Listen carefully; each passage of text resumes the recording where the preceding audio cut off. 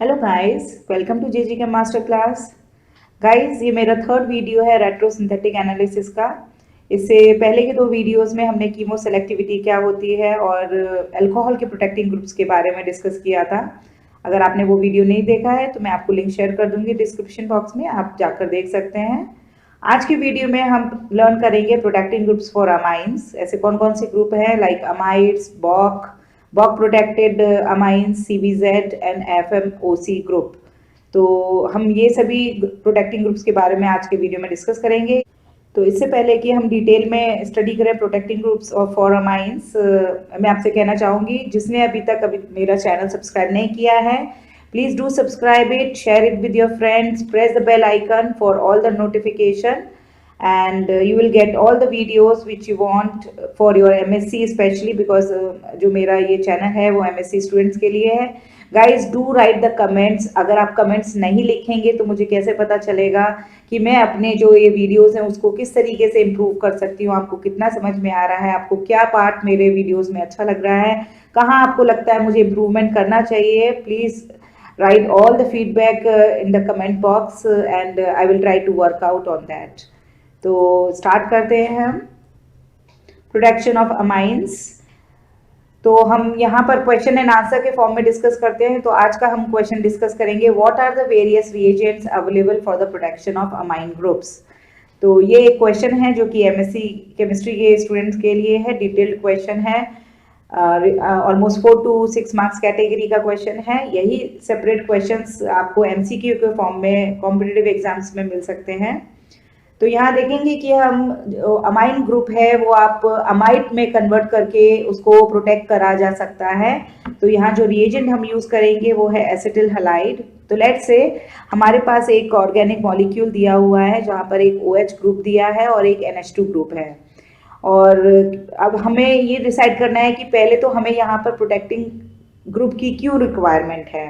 तो बेसिकली जहाँ भी आपके मॉलिक्यूल में 2 फंक्शनल ग्रुप होते हैं मिनिमम, और उनमें से अगर एक फंक्शनल ग्रुप ज़्यादा रिएक्टिव होता है और अगर आपको केमिकल रिएक्शन जो है करवानी है वो लेस रिएक्टिव साइट पे करवानी है, तो हम यहाँ पर जो मोर रिएक्टिव साइट होगी उसको हम प्रोटेक्ट कर देते हैं ताकि उसके जो लोन पेयर ऑफ इलेक्ट्रॉन है वो पार्टिसिपेट नहीं कर पाए रिएक्शन में और आप लेस रिएक्टिव साइट पर रिएक्शन करवा सकते हैं।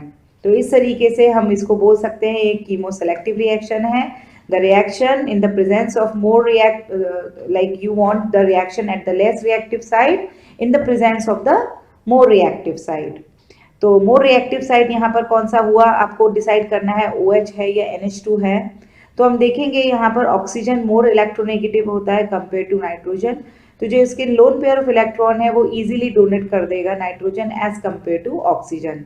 तो हम कह सकते हैं कि amines are more reactive than OH group.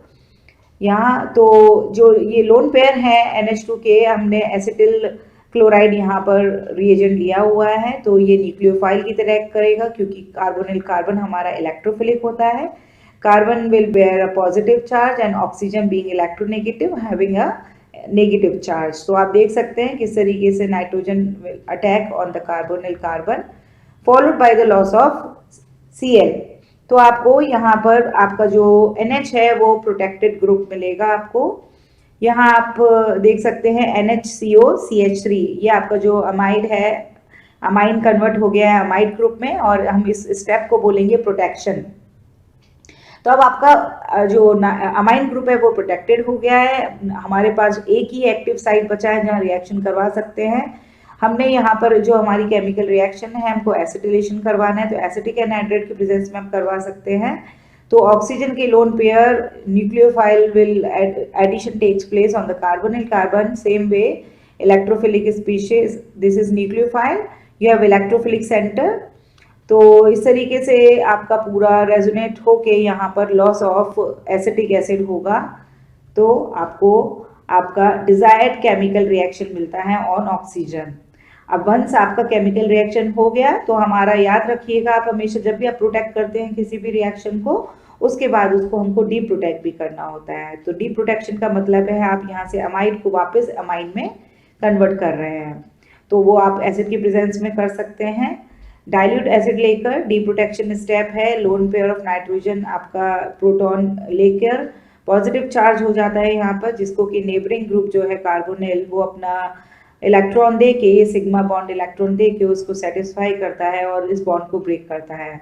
तो आपको यहाँ से जो पावर मिलेगी वो कहाँ से मिलेगी, आपका जो वाटर है यहाँ पर उसका oxygen will attack on the electrophilic site of the carbon, carbonyl carbon, followed by the breaking or release of this bond, sigma and CN bond, okay, and आपका जो होता है यहाँ पर मॉलिक्यूल वो आपको रीजनरेट हो जाता है NH2 ग्रुप। तो with the loss of acetic acid यहाँ आपको आपका डीप्रोटेक्टेड ग्रुप मिलता है with the reaction at the desired site और लेस रिएक्टिव साइट।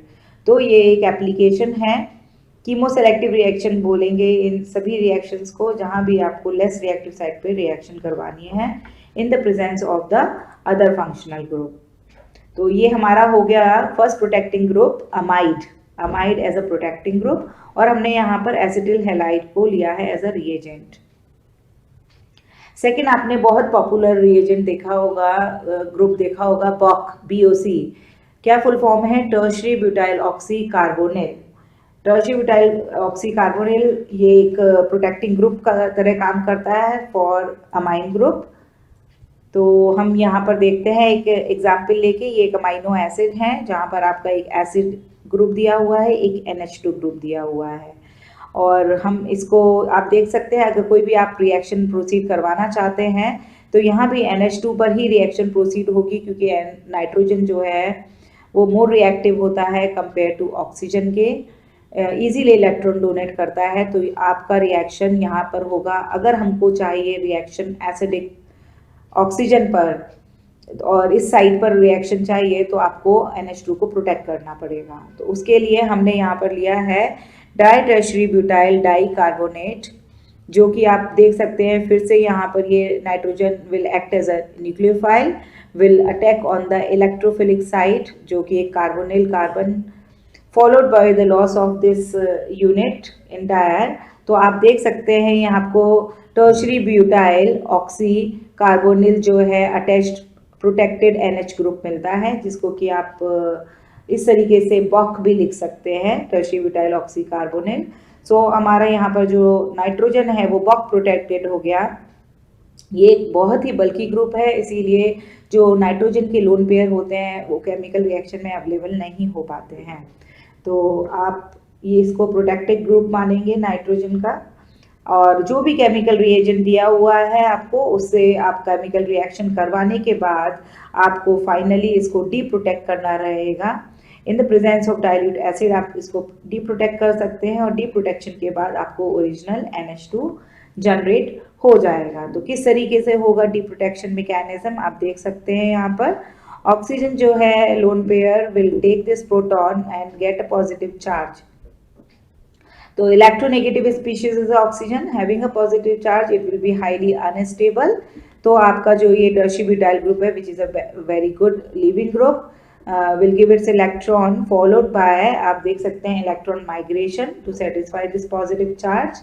तो टर्शरी ब्यूटाइल हमारा कैटायन रिलीज हो जाता है जो कि लॉस ऑफ प्रोटॉन के साथ आपको एक एल्कीन देता है, और यहाँ पर आपको एसिड मिलता है जो कि फर्दर लॉस ऑफ प्रोटॉन होने के बाद एंड कार्बन डाइऑक्साइड के बाद आपको यहाँ पर आपका रीजनरेट करता है, डी प्रोटेक्ट करता है NH2 ग्रुप को, और इस तरीके से आपको यहाँ पर आपका ओरिजिनल मॉलिक्यूल मिलता है। तो इस रिएक्शन में हमने देखा प्रोटेक्शन एंड डी प्रोटेक्शन का मैकेनिज्म। तो normally for MSc students they ask many times they will give you certain molecule and ask you do and write down the mechanism for the T protection step। तो आपको पता होना चाहिए किस तरीके से mechanism जाएगा इसका। Similarly they can ask mechanism for protection also। तो आप देख सकते हैं डी प्रोटेक्टेड हो गया है। बेसिकली इसके बीच में अगर थर्ड कोई अगर रिएजेंट होगा वो आपका केमिकल रिएजेंट दिया होगा। आफ्टर प्रोटेक्शन आप केमिकल रिएजेंट दिया होगा, आप केमिकल रिएक्शन करवा सकते हैं लेस रिएक्टिव साइड पर, followed by the deprotection here. Third हम देखेंगे CBZ क्या है, carboxy benzyl as a protecting group.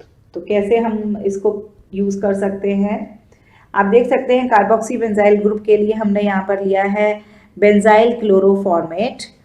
जो कि एक रिएजेंट है, और हमने इसको सिमिलरली यहाँ पर आपका अमाइनो एसिड दिया हुआ है, नाइट्रोजन और आपको एसिडिक ग्रुप है, और nitrogen amine is more active, तो हम यहाँ पर इसको प्रोटेक्ट करेंगे क्योंकि रिएक्शन अदरवाइज आपका NH2 पर आ जाएगा।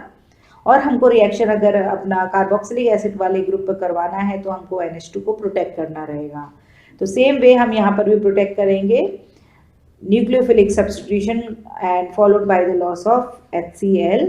आपको यहाँ पर जो NH प्रोटेक्टेड मिलेगा, जो कि एक आप देख सकते हैं कार्बोक्सी बेंजाइल ग्रुप है, कार्बोक्सी बेंजाइल ग्रुप से प्रोटेक्ट हो गया है। आप इसको CBZ भी लिख सकते हैं, आप बार बार पूरा स्ट्रक्चर लिखने की बजाय आप इस तरीके से भी लिख सकते हैं। और आपको क्वेश्चन पेपर में डायरेक्टली भी CBZ प्रोटेक्टेड ग्रुप दिया जा सकता है, आपको BOC प्रोटेक्टेड ग्रुप भी दिया जा सकता है। तो आपको पता होना चाहिए CBZ का स्ट्रक्चर क्या है, BOC का स्ट्रक्चर क्या है, व्हाट इज द यूजफुल और what is the application of these groups.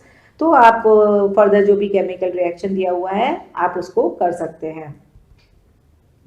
तो फर्दर आपका केमिकल रिएक्शन होने के बाद आपको डीप्रोटेक्शन करना होगा, मतलब आपको यहाँ से जो है कार्बोक्सी बेंजाइल ग्रुप को रिलीज करना है। तो इन द प्रेजेंस ऑफ एसिड हम देखते हैं HBr एसिड दिया हुआ है, कैसे मैकेनिज्म जाता है।